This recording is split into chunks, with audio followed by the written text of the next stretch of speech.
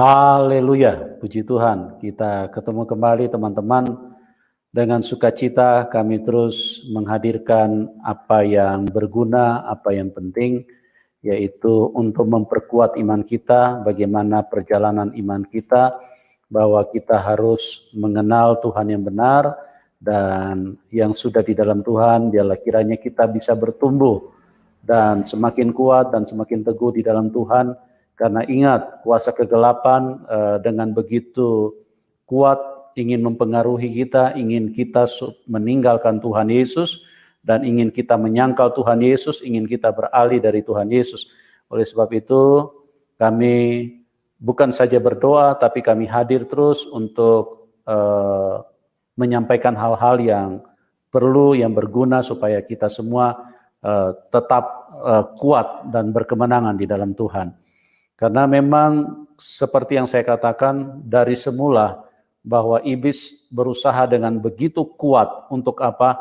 Untuk merebut manusia, supaya manusia mati, supaya manusia binasa.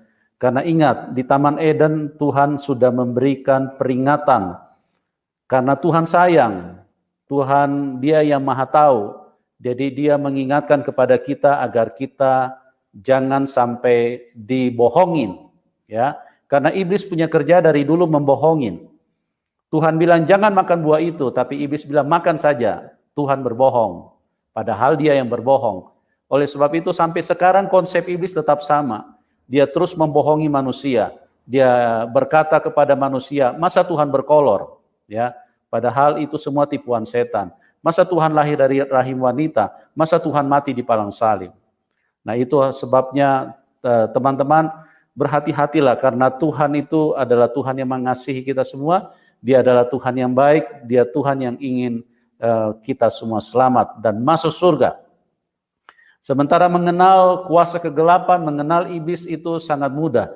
Karena iblis itu hadir, yang pertama, dia membawa berita hoax kepada kita. Yang kedua, dia memunculkan rasa benci, dendam, iri hati, dan segala macam kejahatan dimasukkan di dalam pikiran kita. Oleh sebab itu, pada saat kita berjumpa dengan Tuhan Yesus, sesuatu terjadi, perubahan terjadi di dalam hidup kita, karena kita mengenal Tuhan yang benar. Nah, pada malam hari ini teman-teman, kita bersyukur kepada Tuhan, oleh Roh Kudus terjadi tuaian besar-besaran, terjadi panen besar-besaran, di mana banyak jiwa yang bertobat, yang percaya kepada Tuhan Yesus, yang tadinya mereka tidak percaya, dan oleh kasih karunia Tuhan, kami terus mau menghadirkan untuk memberikan kekuatan, untuk memberikan kesetiaan di dalam hidup kita, agar kita menjadi terbakar karena melihat ada begitu banyak orang yang dijamah Tuhan. Oke, kita pada malam hari ini, saya kembali akan bersama dengan narasumber Ibu Surati, dan saya akan berbincang-bincang dengan beliau. Dan kita belakangan ini memang agak berbeda sedikit karena kita on the spot, ya, karena kami ingin supaya bisa terus menguatkan dan membangkitkan dimanapun teman-teman berada. Selamat malam Ibu Surati. Selamat malam Pak. Apa kabar? Luar biasa. Haleluya. Ya, Ibu Surati ini dia besarnya di Padang, tapi dia bukan orang Padang, ya. Tapi dia hidup dengan nuansa keislaman yang cukup ketat karena dia berada di Padang. Dia dari Jawa, dan pada saat ini saya akan sedikit bertanya, kita akan berdiskusi sedikit tentang perjalanan imannya, bagaimana dia dari lingkungan yang begitu ketat dengan nuansa keagamaan, tapi satu ketika dia bisa meninggalkan imannya dan percaya kepada Tuhan Yesus. Ya, Bu Surati, saya ingin mengucapkan terima kasih dulu, Ibu sudah hadir dan mau berbagi bagi teman-teman, dan ini adalah sesuatu berkat untuk menguatkan mereka semua. Nah, mungkin yang paling pertama Ibu ceritakan dulu bagaimana perjalanan iman Ibu di waktu sebelum mengenal Tuhan Yesus, masih di iman yang lama. Ibu bisa ceritakan seperti apa Ibu dari bersaudara, bagaimana dari daerah mana, Ibu bisa ceritakan. Ya, awal mulanya sebelum saya menerima Tuhan Yesus, di mana iman saya yang dulu itu, kehidupan saya itu tidak pernah dituntun oleh orang tua, dan orang tua pun tidak memberikan suatu saran gimana cara jalan mencari Tuhan yang sebenarnya itu gimana. Jadi saya mencari jalan sendiri. Ibu asal dari daerah mana?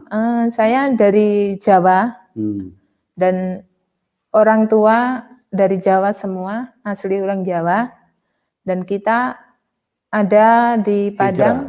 Pindah. Transmigrasi. Oh, oke. Ya, terus. Transmigrasi di Padang, di Sumatera. Kita lahir di sana.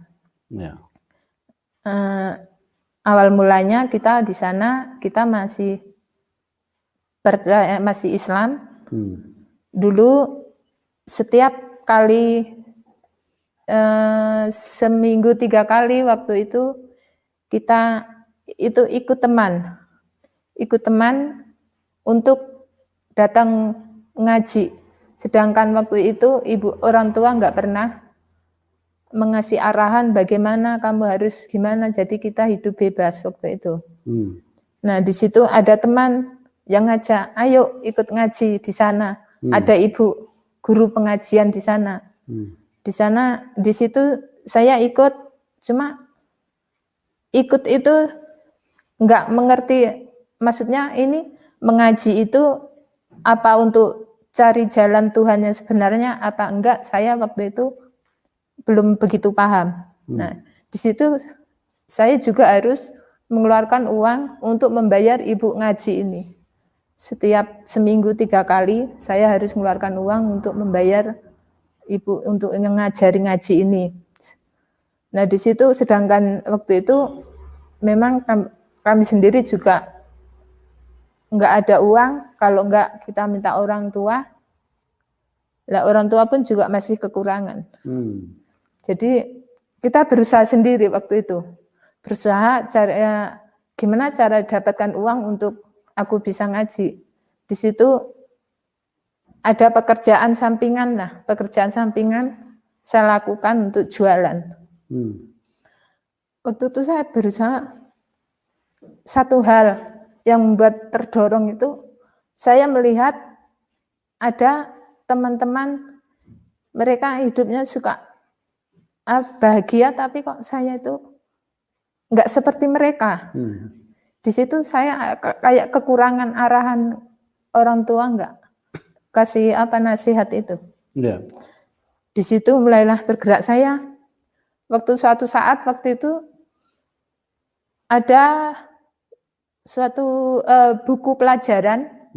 Di situ saya buka buku pelajaran agama, itu kan ada 5 gambar bangunan rumah ibadah. Di situ ada 5 macam. Ada masjid, ada gereja, wihara, pura itu. Jadi antara 5 gambar bangunan agama ini, mana yang sebenarnya ada Tuhan yang sebenarnya itu? Di situ. Sebentar Bu, saya mau tanya dulu nih, biar untuk memperjelas. Ibu mengatakan tadi belajar mengaji dengan biaya yang diupayakan sendiri oleh peserta yang ikut mengaji. Nah, bagaimana suasana waktu itu? Suasana mengaji apakah dengan kondisi yang cukup atau dengan penerangan yang terbatas? Ya, seperti apa Ibu melakukan itu, karena Ibu kan pada waktu itu sedang berjuang sendiri, orang tua tidak memberikan tuntunan. Ya, waktu dulu kehidupan kita di sana memang belum ada penerangan kayak listrik. Dulu masih pakai lampu, pakai minyak tanah itu. Lampu petromak. Pakai minyak tanah itu. Jadi uang yang kita keluarkan itu sebagian buat beli minyak tanah dan sebagian untuk bayar ibu yang ngajar agama. Oke, berarti dengan suasana yang terbatas ya. Tapi terbatas. Karena ibu menggebu-gebu ingin mengetahui Tuhan yang benar itu. Iya. Oke. Terus kelanjutannya ibu melihat di buku waktu belajar di sekolah itu bagaimana itu ibu? Itu awalnya itu setiap kali saya mau berangkat ngaji waktu itu, awal mulanya saya melihat gambar itu, pertama ada suatu buku yang ada teman punya gitu. Saya coba buka-buka gitu, terus saya lihat gambar itu.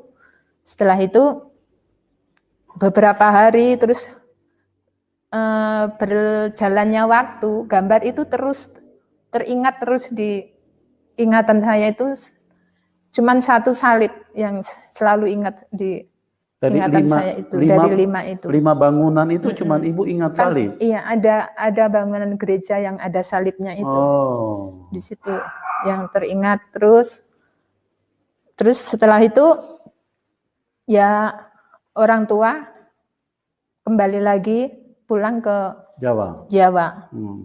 Memang di situ walaupun kita ngaji tapi kita belum sepenuhnya bisa menguasai untuk ngaji itu. Iya. Nah, di Jawa itu awal mulanya kita ke Jawa bersama keluarga itu semua pindah ke Jawa, jadi udah nggak kembali ke Sumatera. Nah, setelah sampai di Jawa, di situ ada saudara dari kakak ibu waktu itu datang ke rumah. Setelah 1 minggu kita dari Sumatera, kita di rumah disambangin lah, Pak D ini datang ke rumah. Kamu kenapa kok kayaknya susah, sedih gitu. Kenapa kamu pulang ke Jawa, bukannya kamu di sana udah enak gitu. Tapi ya ibu cerita ya ada masalah tentang anak. Yang pertama itu, jadi ibu harus pulang kampung ke Jawa itu karena kakak ini yang ibu nggak tega tinggalin itu. Nah di situ dinasihatin, dikasih tahu kita dapat penginjilan dari penginjilan pribadi. Tadinya sekeluarga sama ibu. Pas waktu itu malam minggu. Nah di situ diinjilin, terus sudah gitu diajak ayo ikut aku kemana. Pokoknya ayo ikut. Ternyata setelah itu kita datang sama-sama saudara ini tempat kamu bisa mendapatkan damai gitu ke ibu waktu itu. Setelah itu saya masuk gereja itu ingat lagi bangunan itu tadi, gambar yang ada salib itu. Yang ada salib itu tadi. Loh, apakah memang ini yang dimaksudnya di gambar itu tadi gitu? Di situ berjalannya waktu terus. Setiap malam minggu Pak D bareng-bareng Pak D ini kita datang ke gereja, tapi sebenarnya saya juga belum begitu paham, belum begitu mengerti. Cuman saya ikutin aja. Setelah jalannya waktu, kok ini apa toh ada kayak kantong kolektor gitu. Ini maksudnya apa gitu. Saya suka tanya satu persatu gitu. Terus udah gitu, oh berarti ini untuk ini tujuannya gitu.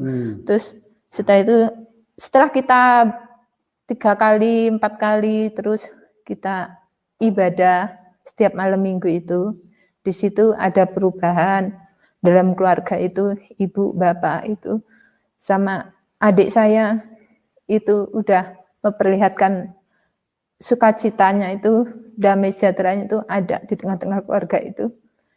Sebelumnya itu belum pernah. Ada perubahan hidup, ada sukacita yang ditemukan, dialami oleh keluarga, orang tua ibu. Oke. Nah setelah itu ya, saya waktu itu diajak sekolah minggu.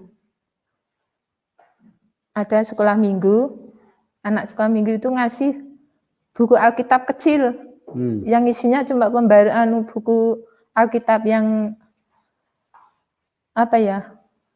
baru itu Pak, yang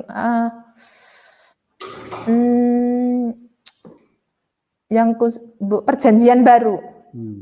Alkitab kecil yang perjanjian baru itu selalu saya bawa kemana-mana itu. Kalau setiap hari sekolah minggu selalu saya bawa, saya kantongin. Di jalan itu selalu saya buka. Oh Tuhan, ternyata ini Tuhan yang sebenarnya selama ini yang saya cari. Toh selama ini ternyata enggak jauh juga Tuhan itu. Nah, dalam hati saya seperti itu. Waktu itu setelah saya mendapatkan buku itu yang ada yang dikasih teman dari sekolah minggu itu, di situ saya mulai mengerti, saya mulai memahami ternyata Tuhan yang sebenarnya itu adalah Tuhan Yesus yang saya cari selama ini. Di situ terus saya setiap kali gereja saya harus jalan kaki menempuh 2 jam setiap minggu.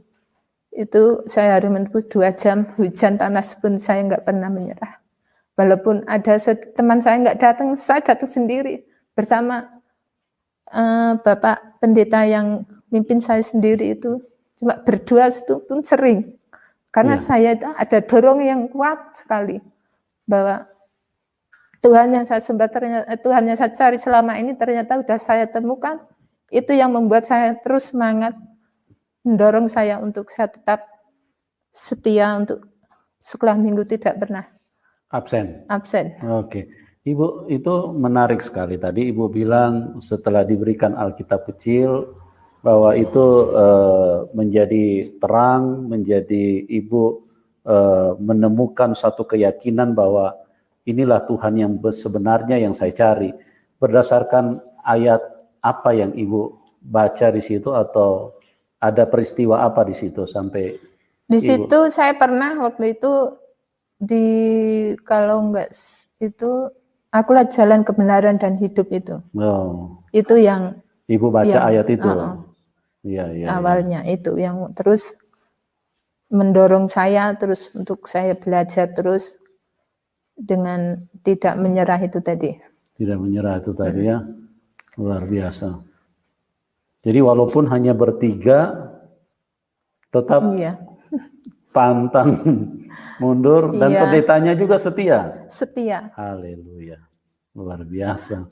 Mereka juga jauh-jauh tinggalnya. Kan yang mengajari kami waktu itu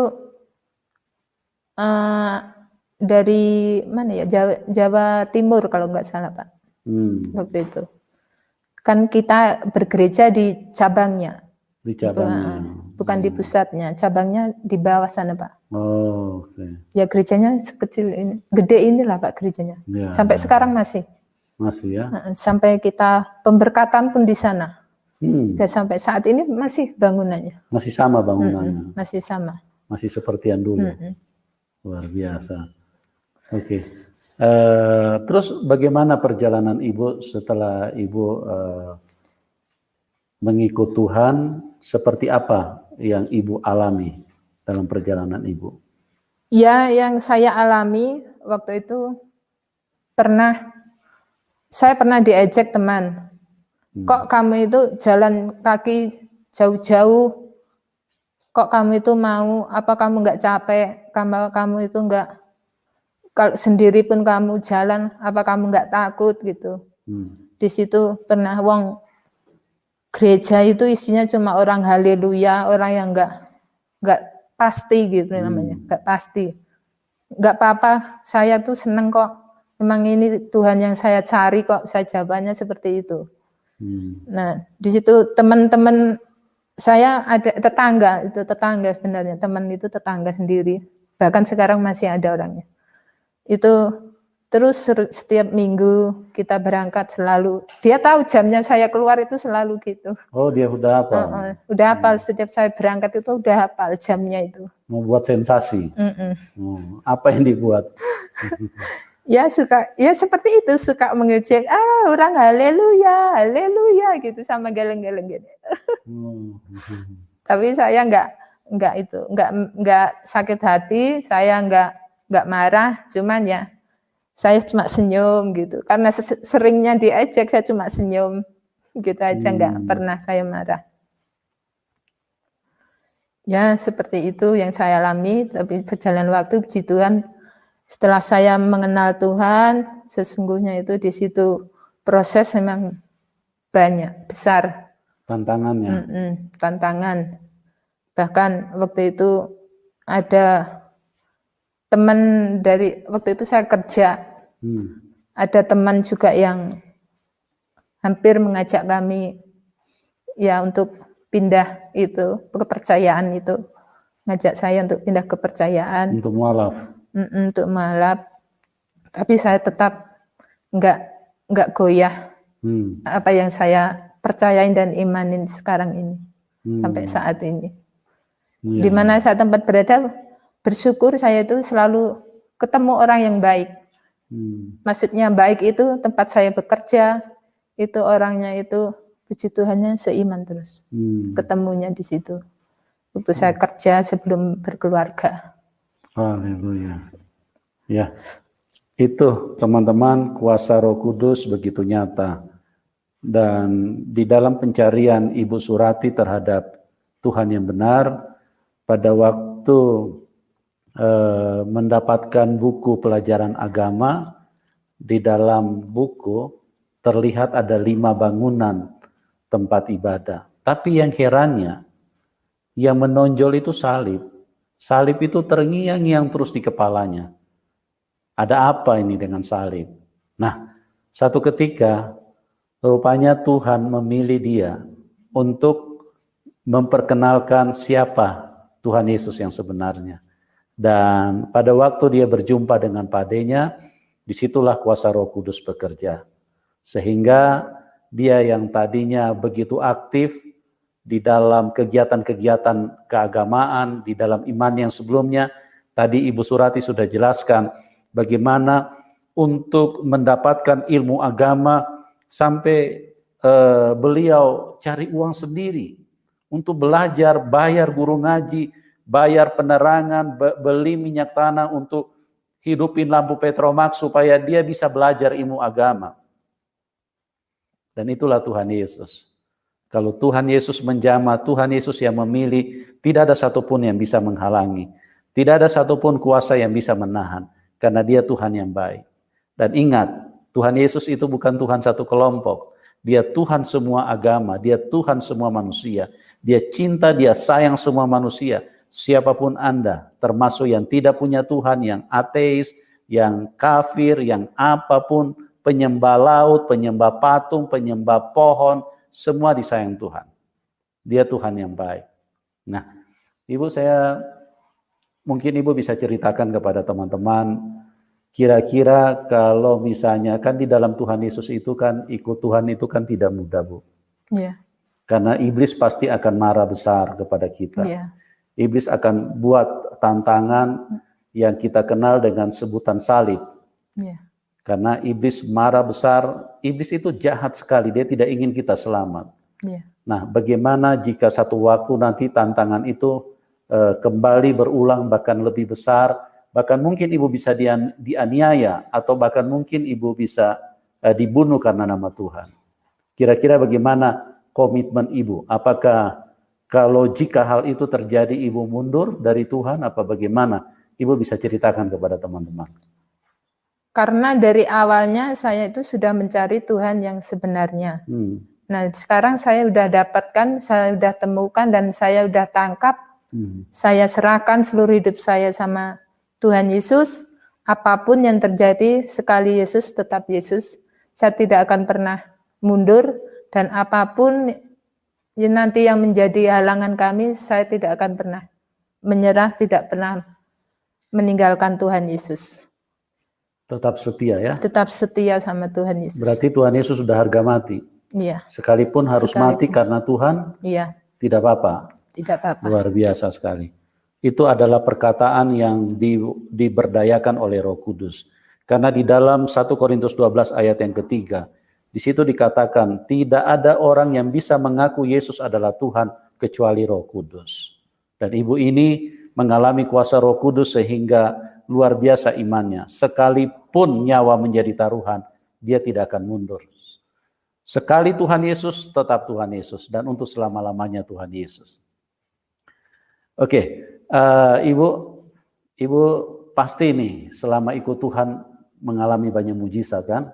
Iya. Tidak mungkin ikut Tuhan, tidak ada peneguhan dari Tuhan bahwa untuk menyatakan bahwa aku menyertai kamu. Nah, kira-kira nggak usah terlalu banyak, Bu, sedikit saja. Mujizat apa yang Ibu pernah alami untuk menunjukkan bahwa dia begitu nyata di dalam hidup ini dan dia setia mendampingi Ibu? Iya. Waktu itu dalam kehidupan setelah saya menikah, waktu itu saya sudah menikah, suami saya juga Kristen, sudah terima Tuhan Yesus, tapi ya cuman waktu itu kan suami kami belum begitu paham, mengerti. Nah, di situ setiap kali setelah kami menerima kasih mula-mula dari Tuhan Yesus itu, karena disitulah cinta mula-mula kami itu tumbuh, di situ waktu itu kegiatan apapun saya ikutin waktu kami ada di Jakarta. Nah, di situ ada som, ada komsel, ada doa, menara doa, ada ibadah, itu semua kami ikutin sampai kami kerjaan kami pun terbengkalai. Kami tinggalkan karena kami cinta kami sama Tuhan Yesus itu kayak nggak bisa menghalangin apapun. Kehausan itu iya. Berkobar-kobar. Nah, suatu kali suami saya pun marah. Kenapa kamu semenjak ke gereja sini kamu tuh kok nggak seperti dulu, kerjamu kamu tinggalin, sedangkan kita meninggalkan anak di rumah gitu. Tapi saya tidak peduli waktu itu. Suami bilang seperti itu. Dan ada suatu ibu pendoa gitu mengatakan bahwa sekalipun kamu masalah itu adalah sampah. Meskipun ada orang yang kamu menganggap kamu itu sampah, kamu nggak usah kamu ladeni. Karena cinta kamu Tuhan Yesus itu bisa mengalahkan segalanya gitu. Amin. Nah, di situ saya pegang itu omongan ibu pendoa itu, saya jalanin. Pernah suatu saat saya baca Alkitab, di situ saya berdoa. Saya pernah disiram air hangat. Ternyata air itu hangat, hangat nggak panas banget. Tapi saya mengalami di tubuh saya itu nggak ngerasain hangat, tapi dingin di situ. Saya herannya itu loh, ini air teko kan tadi yang saya masak belum lama. Tadinya saya pengen minum. Setelah saya disiram air hangat itu, saya itu setelah mengeringkan tubuh saya pengen minum, kok airnya udah nggak ada di teko. Ternyata air yang baru saya rebus itu tadi, sebelum lama itu ternyata buat nyiram saya itu tadi. Tapi saya rasakan air itu nggak hangat, nggak panas, tapi dingin. Kok saya bingung, loh ini air ini kok jadi dingin ya? Waktu disiramin ke saya, padahal tekonya aja hangat. Masih hangat. Di situ saya rasakan loh. Waktu itu kan saya emang benar-benar tengah berdoa, bisa baca Alkitab jam 9 malam. Di situ saya merasakan pertolongan Tuhan itu memang nyata, Tuhan itu menyertai saya. Di situ saya rasakan mujizat Tuhan itu. Oh benar, Tuhan itu ada di situ. Awal mulanya saya benar-benar mujizat yang saya alami pribadi. Haleluya. Tuhan Yesus itu Tuhan yang nyata. Dia bukan hanya Tuhan yang ditulis di dalam buku. Karena kalau hanya ditulis di dalam buku, tetapi tidak nyata di dalam hidup kita, maka siapapun bisa mengarang-arang, siapapun bisa membawa berita hoax dan mengarang dan menyatakan, inilah Tuhan, percayalah kepada Tuhan. Tapi Tuhan Yesus bukan sekedar huruf-huruf, dia benar-benar nyata di dalam hidup ini. Dan dia buktikan, pertama, dia maha baik. Dia tunjukkan bahwa kasih-Nya menyertai orang-orang yang dipilih, orang-orang yang mau menerima kebaikan. Yang kedua, dia maha kuasa. Disiram air panas, apa yang terjadi? Yang dirasakan air dingin. Itulah kuasa Tuhan Yesus. Teman-teman, kami mengasihi Anda semua. Dan kami berbagi supaya kita semua bisa dikuatkan. Ibu bisa mungkin memberikan 1-2 pesan kepada teman-teman yang ada di dalam channel ini, bagi mereka yang belum kenal Tuhan Yesus, kira-kira pesan apa yang Ibu mau sampaikan kepada mereka supaya mereka pun bisa mengalami kasih Tuhan? Ya, pesan saya buat saudara-saudara saya, saudara saya yang belum menerima Tuhan Yesus, percayalah bahwa Tuhan itu ada, yaitu Tuhan itu yang sesungguhnya itu adalah Tuhan Yesus yang kita sembah, dan Tuhan Yesus itu hidup dan tidak pernah Tuhan Yesus itu meninggalkan. Dan saya percaya saudara yang mau menerima Tuhan Yesus tidak akan pernah menyesal dan tidak akan pernah terlambat, karena kalau saudara percaya bahwa Yesus itu adalah Tuhan, saya percaya saudara juga akan diselamatkan. Nah, bagi saudara-saudara yang belum terima Tuhan Yesus, mari janganlah kita itu menjelekkan, menilai agama, bahwa agama itu tidak menyelamatkan, tapi hanya Tuhan Yesus yang menyelamatkan. Haleluya. Luar biasa sekali bagaimana Tuhan Yesus mengubahkan seorang Ibu Surati. Dan ingat firman Tuhan di dalam Kisah 4 ayat 12. Di bawah kolong langit ini tidak ada nama lain yang olehnya manusia diselamatkan, kecuali di dalam nama Tuhan Yesus Kristus. Ingat teman-teman, kita semua tinggal di bawah kolong langit. Kecuali Anda sudah tinggal, Anda sudah pindah di atas langit, Anda tidak perlu Tuhan Yesus. Selama lihat, kalau Anda memandang ke atas masih ada langit, berarti tidak ada nama lain yang olehnya manusia bisa diselamatkan. Kisah 4 ayat 12, bahwa setiap kita, siapapun kita yang ada di bawah kolong langit ini, kalau masih ragu-ragu, tengok ke atas dulu. Oh, langit di atas, berarti dengar firman Tuhan. Di bawah kolong langit ini tidak ada nama lain yang olehnya manusia bisa diselamatkan, kecuali di dalam nama Tuhan Yesus. Tuhan Yesus mengasihi Anda, dan kami berdoa supaya kebaikan Tuhan bisa memenuhi kita semua.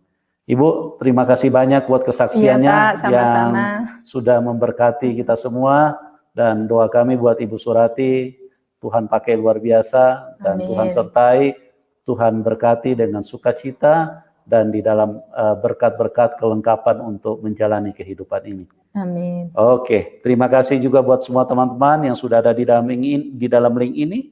Doa kami buat kalian semua. Dan Tuhan Yesus memberkati kita semua. Sampai berjumpa di program selanjutnya. Dan salam kemenangan buat kita semua. Amin.